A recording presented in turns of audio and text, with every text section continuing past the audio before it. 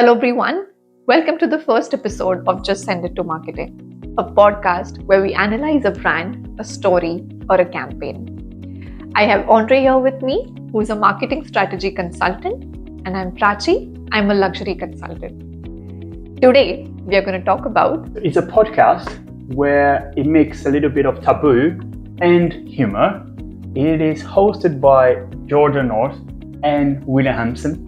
It was launched in 2022, and today we're going to talk about Help, I Sexted My Boss.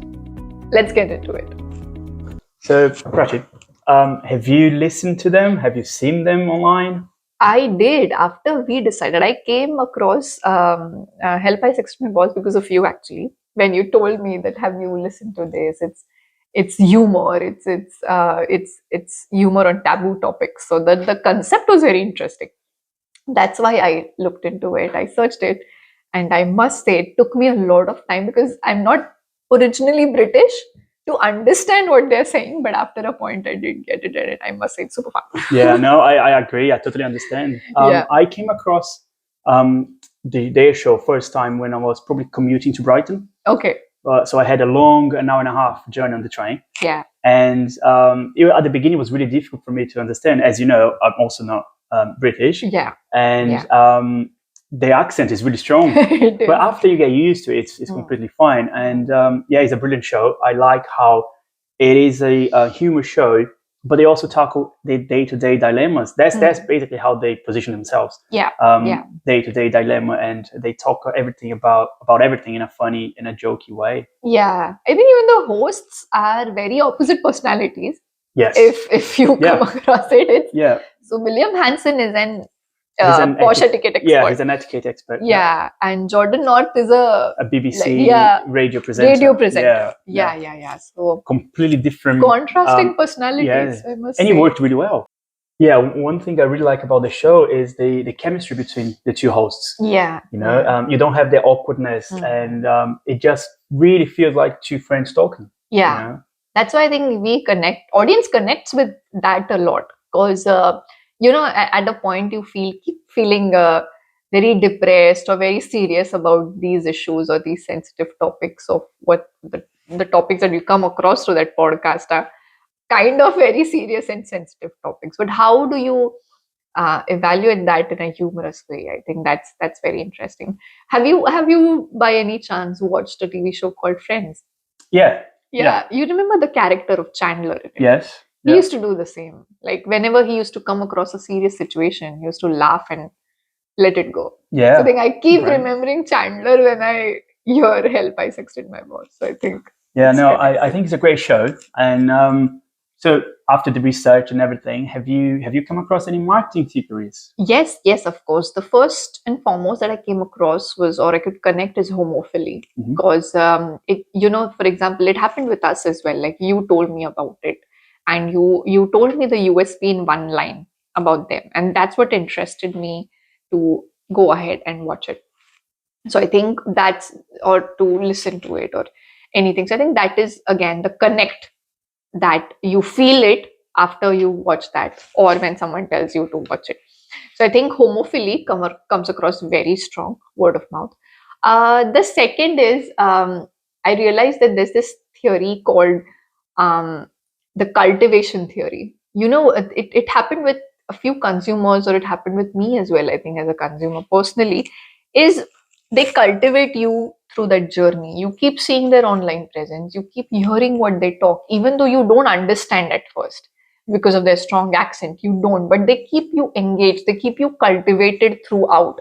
So once the theory says that if the social media presence or the presence of that brand is keeping you connected to them for a very long time, even if you're not quite into it, it's called the cultivation theory. And they were quite successful in doing that because I myself got attached to it, or, even though I didn't understand, I was still hearing it. I was still listening to it just because of the USP factor.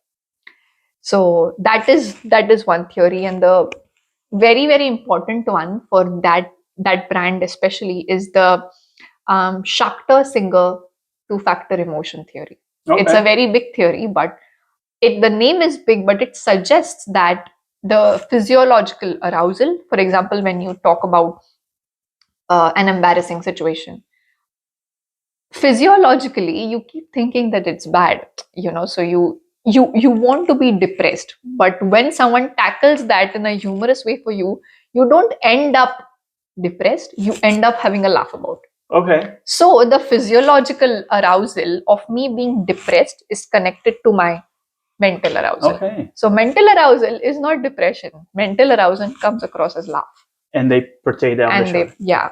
And they target it and how. And they're successful in it. Yeah, it is. I mean, it's shown because if I'm not wrong, Help I Sexted My Boss is number 5 on download on Spotify or Apple.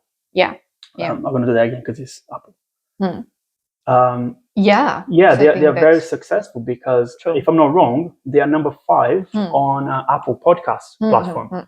So of course, people are relating to it and people are sharing, people are talking about it and spreading the word. True. About the show. Do you think, Andre, though, sometimes it cannot relate to a few, like some people cannot relate to it.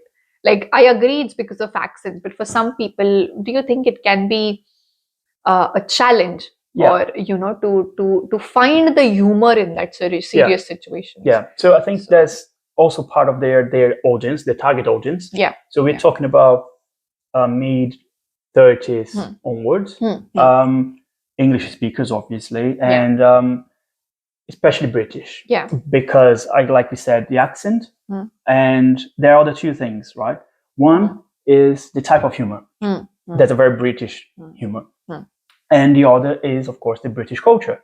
There's a lot of jokes, there's a lot of mention on the show that are related to English culture or the British TV shows or British celebs that if you're not in the country, you might not get the joke. Exactly.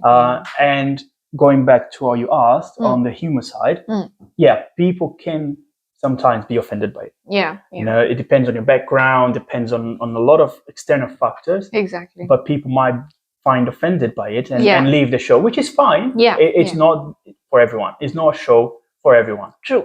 But it works. Right. It works for a lot of people. So taking into account these cons, Andre, like, do you think you can recommend them something to tackle it? Yeah. So there are a few things, right? One of them, they have a community. They have a community called GN Divas. Okay. And they have this product placement on the show, which is the wine spirit, wine aperitif called Dubonnet. Yeah. And they drink in every episode, and they call themselves GND, which is GN Divas. I think they could explore that community more and create a deeper connection to the community. Got it. Another one would be to invite a guest to read their stories on the show. You bring someone to the show to read their story, and again, that person going to spread the word. You enhance your brand reach. Third recommendation would be why not have an award, something similar to the best story of the month, where you have people to participate of your show to vote. You have more interaction, and then again, it's pushing the show forward.